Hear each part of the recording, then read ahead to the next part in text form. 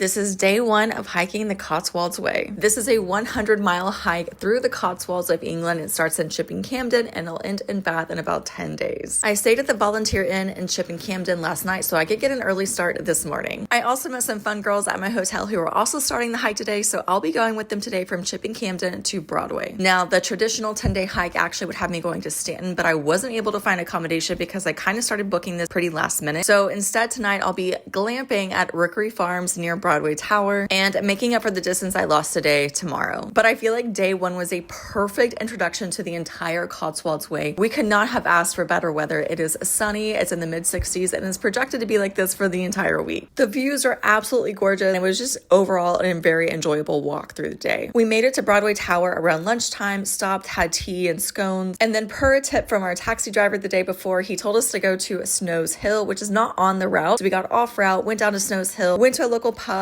got a drink, and then made our way into the town of Broadway. And it was hopping. Of course, this is Saturday night. The weather is beautiful. It's kind of the beginning of like the warm spring season. So everybody was out in full force. We stopped and had tea at a little tea room and then headed to the Lygon Arms, which is a 700-year-old building, for dinner. I got back to my glamping hut just in time to catch a little bit of the sunset and plenty of time to get excited for the rest of the hike. Come back tomorrow to see how we got along on day two of the Cotswold's Way. This is day two of hiking the Cotswold's Way. I'm attempting to hike 100 miles from Chipping Campden to Bath through the Cotswolds of England. Today is day two, and I need to be hiking about 12 miles to get from Broadway Tower all the way to Cleeve Hill. I got up early and met my new friends Michelle, Amanda, and Sarah at Broadway Tower, and we headed out. Hike-wise, today was a bit tougher than the day before. There was a lot more incline, a lot more uphill than we experienced previously. But again, the views were stunning, the weather was perfect, and there were a lot of baby sheep frolicking around to keep us entertained. We made it to the town of Stanton by lunchtime and went to the Mount Inn to have our lunch. I opted for the buttermilk chicken and fries, knowing I was going to need my strength to get through the next little bit. From Stanton, we passed through Stanway, and then from there, it was pretty much uphill until we got to Winchcombe. There were a lot of other hikers out today, either that we were passing going the same direction or going opposite directions, but I would say it was a fairly busy day out on the trail. And one of our favorite stops of the day was Hailey's farm. It's about 45 minutes out from Winchcombe, but at this point we were exhausted, we were tired, we needed a toilet, and it was the perfect stop to just give us life to get through the end. We each got a local fruit juice that's made in-house as well as a coffee. After a short break there, we headed on our way and got into the town of Winchcombe. We didn't really have the energy to walk around at this point, but it was a cute little town. Now, my friends were staying in Winchcombe for the night, so we went to the pub to check into their hotel, had a beer, met some really nice locals, talked about rural history, and finished up with dinner before I headed on to my hotel in Cleeve Hill. Now, tomorrow, my hotel reservation is in Birdlip, so I'm actually going to be leaving my friends for a couple of days. I'll be hiking solo tomorrow, so come back to see how day three of walking the Cotswold's Way goes. This is day three of my 100-mile pilgrimage from Chipping Campden to Bath via the Cotswold's Way. Today I'm hiking from Cleeve Hill to Birdlip. It's one of the longer days on the route, and it's my first solo day. I need to get about 15 miles a day, but the blisters on my feet are making this very challenging. Not only did I get a late start because I'm just not moving that fast, but I'm also walking at a snail's pace. According to my timer, I only made it 1 mile in 1 hour, which sure, I did stop to talk to someone walking their dog, and I was taking a lot of videos, but that is a very slow pace. And at this pace, I am not going to make it before it gets dark. And spoiler alert, I end up taking an Uber at the end. This segment of the hike is also pretty challenging with a lot of up and down and a lot of changing terrain along the way. While I really enjoyed the views along parts of the way, this really was not my favorite day of the hike. There's also no towns or really anywhere to stop throughout the day to get a drink or use the toilet, so be sure to bring plenty of water and be prepared to go in the bushes. I made it as far as the Cotswolds Hills Golf Club before calling it a day and calling in that Uber. And I don't regret it one bit. I'm in no way a Cotswold Way purist, and skipping a few miles to save my feet was definitely worth it. I got dropped off at the Royal George Inn, had my first real meal of the day, and called it a night. Fortunately, tomorrow I'll be taking a rest day, which will be really good for my blisters to heal and let my new friends catch up so we can continue on the hike together. I didn't plan on taking a rest day this early into the trip, but I actually have a growing list of things I want to get done, so check back tomorrow to see what I got up to. It's day 4 of the Cotswolds. I've been walking the Cotswold's Way, and today I'm taking a rest day. And there are a couple different reasons why I decided not to go hiking today. Firstly, the girls I met at the beginning of the trip will actually be at this hotel tonight, so we'll be able to meet back up and hike the next couple of days together. Secondly, this gives me a good opportunity to do laundry using my new scrubba bag. Got everything washed and hanging, and hopefully by tomorrow it will all be dry and ready for me to pack in my bag to head back out on the trail.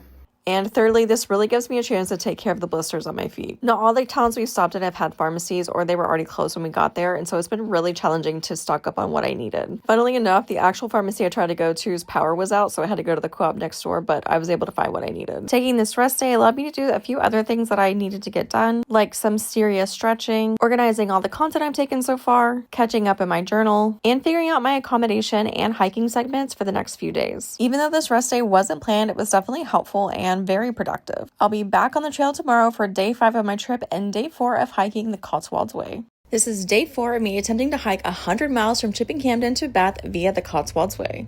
I've taken a rest day, my feet are covered in gel patches, and I'm back with the girls. Today we're hiking from Birdlip to Painswick, and I think it might have just been one of my favorite days on trail. The route today was challenging, but just in the right ways, and I'm also really enjoying this new forest-like type of trail. There were also some fun surprises along the way, such as this handmade card table. They're made by a local, and she donates part of the proceeds to a local mental health organization. We also passed by Cooper's Hill, which if you don't know, they do an annual cheese rolling competition every year, and yeah, that hill was really intense. And to finish up the hike, we walked through the Painswick golf course, which was a really beautiful golf course with some beautiful views at the top of a hill. The clubhouse has a sign when you first enter that says walkers are welcome to come visit, so we popped in and got some tea and cake and then went about our way. We hiked pretty fast today and got into Painswick around 2 p.m. and it was such a cute little town. We walked around, visited some shops, and then popped into the Falcon Inn, which is where I was actually staying. It's right across from the main church in town with these really cool bush tree sculptures. I don't know, I was obsessed with them. And because this was the girls' last day on trail, we decided to make a little special, had scones, and instead of tea, had Prosecco for our afternoon tea. I really enjoyed a lot of the places I've stayed along the trail, but the Falcon Inn was definitely one of my favorites. We all rested, got cleaned up for dinner, and then lo and behold, 2 of the girls said they wanted to hike one more day. And I get it, because there's just something about this trail that you just can't get enough of. So come back tomorrow to see how we get along on day 5 of walking the Cotswold Way. I know I said yesterday was my favorite day on the Cotswold Way trail, but this one is also my favorite. Now, day 5 of the Cotswold Way, we're hiking from Painswick to King Stanley. I said goodbye to Michelle in the morning, who was done with her hiking adventure, and set out with Sarah and Amanda. The trail today was a mix of open fields and forest, which I really enjoyed, and it officially marked being halfway to Bath. It feels like I should be more than halfway at this point, but I really enjoyed this special marker they had just in the middle of this field. Another reason this is one of my favorite days is because I think it was the most picturesque moment of the Cotswold Way I've had this entire trail. The views today were what I imagined the entire thing to be. And I think just for the first time, I kind of stopped and took everything in and was like, I'm here, I'm doing it. I'm making it, and this is so cool. We again hiked really fast today. Amanda is a very speedy walker, so we usually get through the trail pretty quickly. Got into King Stanley and headed up to the Carpenter's Arms, where we had some of the most mouth-watering sandwiches and delicious local beer. The owner was also super fun. We had a lot of fun hanging out and talking with her, and then the locals were also really friendly and asking us about our travels. But then I had to for real say goodbye to my friends as their England trip is ending, and I am officially a solo hiker again. I checked into my hotel for the night, which is Stonehouse Court Hotel, and it is fancy, you guys. I did not realize this is what I was booking. I felt a little underdressed, but the staff was all really nice. The food was good, and their grounds were absolutely beautiful. I felt so creative and inspired just staying on this property that I'm really happy I have a few extra hours here. But there's no time to stop. I will be continuing my journey tomorrow on the Cotswold Way, so come back to see how day 6 gets along. Took my time this morning, but I eventually had to say goodbye to this almost 1,000-year-old manor and head out on day 6 of the Cotswold Way. I'm walking about 9 miles today from Stonehouse to the town of Dursley, and again have been blessed with some beautiful sunny weather. I stopped in a park not too long after I got started to take off my jacket and actually put sunscreen on my arms today, and this nice man offered me his extra bottle of water, which I happily took, and it was very much needed today, so thank you so much, sir. The route today wasn't too bad. It was a mix of big open public parks and some foresty trails, although I could see in the All Trails app there was going to be a huge incline right towards the end of the hike, and at the top of Coakley Park I could see exactly what was coming for me. I took a little water and snack break here just to gather my strength and met a really sweet couple that I ended up bumping into a few different times over the next couple days. But this trail isn't going to hike itself, so I tied my straps and I was ready to face that impending climb. And oh, was it a climb. My hip might have given out at one point going up the hill, but I did make it. And from there it was all pretty much smooth sailing into the town of Dursley, which had this beautiful church right in the center of town, and I even made it in time to hit up a cafe day before they closed. And after checking into my Airbnb and taking a quick shower, I took myself out to a pasta dinner. The locals here were so nice, and it seems like they get quite a bit of tourism from the Cotswolds Way, so everyone here knew what I was doing. Tomorrow will be my shortest day on the trail, and I'm not exactly sure how we'll fill all my extra free time, so come back tomorrow and see what I get up to on day 7 of hiking the Cotswolds Way. I started out day 7 of the Cotswolds Way having a coffee at Bank Cafe and catching up on my journaling. I also snagged some prints from a local artist at the market in town and headed out on my way. Now, your first climb of the day is up to this golf course, and you actually have a choice to make here. You can walk around the golf course, adding about 2 additional miles, or just cut straight through. I decided I've seen a lot of golf courses in my life, so I decided to go ahead and cut it off, which then turned my shortest day of 7.5 miles into only 5.5 miles of walking today, because today I'm headed from the town of Dursley to Wotton over Edge. Not gonna lie, I feel like I barely even walked today, but it was also nice to sort of have a de facto almost rest day, because only walking 5.5 miles allowed my body to recover a little bit more, but still make progress on the trail. Now, the biggest sight you come across on this day is the Tyndale Monument, and I was here on a Sunday, so there were lots of families about, people picnicking, riding their bikes through. It was actually a really nice like community feel, and because I had the time, I decided to stop and hang out as well. Some stretching, ate some snacks, did a meditation, and really just enjoyed my time here. I stayed for about an hour total before I decided it was time to get to my destination. And everyone told me how nice Wotton over Edge was, but being a Sunday evening, it was actually really dead. So I popped into a grocery store before checking into my Airbnb and planned to just stay in for the night. I had a little microwave meal, chatted with the other Airbnb guest who was also walking the Cotswolds Way, caught up on some video editing, and just relaxed. Because tomorrow is a 12-mile day, and I am determined I'm gonna make it through without suffering. So come back tomorrow to see how I got along on day 8 of walking the Cotswolds Way.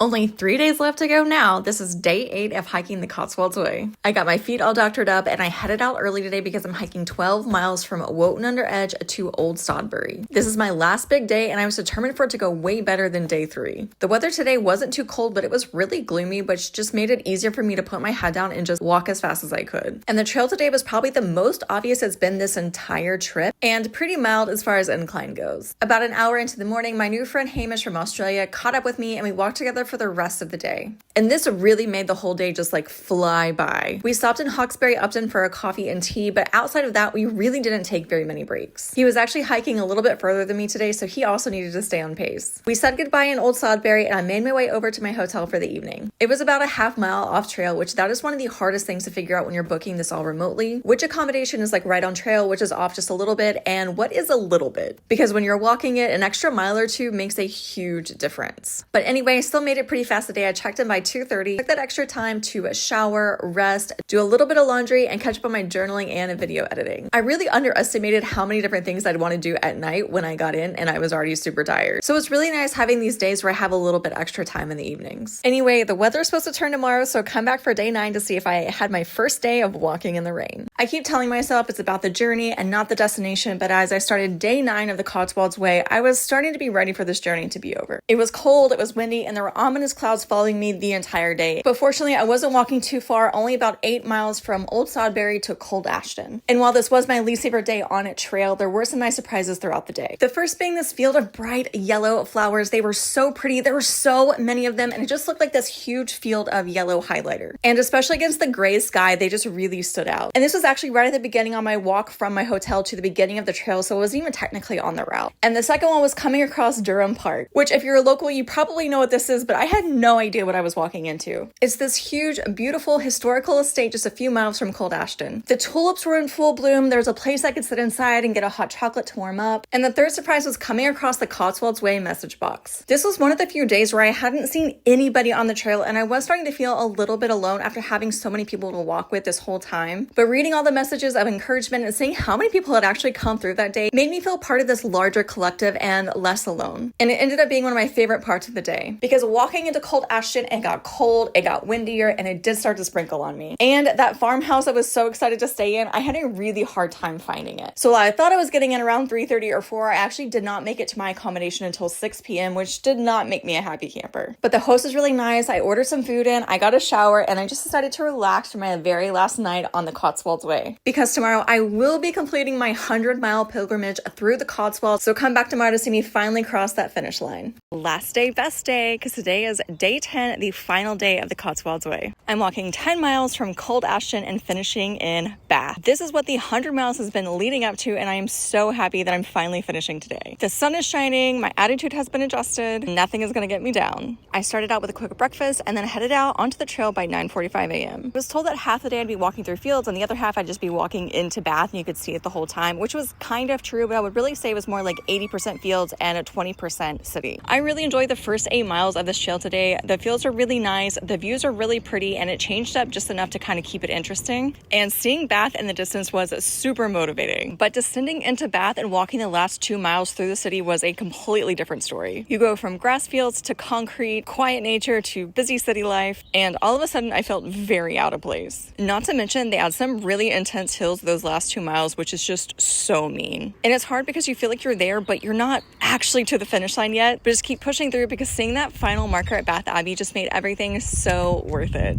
I asked some nice bystanders to take pictures of me. They were very confused what I was doing, but I got my videos, I got my pictures, and then I treated myself to a s'mores hot chocolate right around the corner. I keep referring to this as a pilgrimage, and it really did feel like that the whole way through. Overall, it was a really cool experience. I'm so happy that I did it. And now I'm off to relax, rest, and spend my next couple days enjoying Bath. Thank you to everyone who followed me along the Cotswolds Way. It really meant a lot, your messages, your encouragement. And just remember, anyone can do hard things. Happy travels.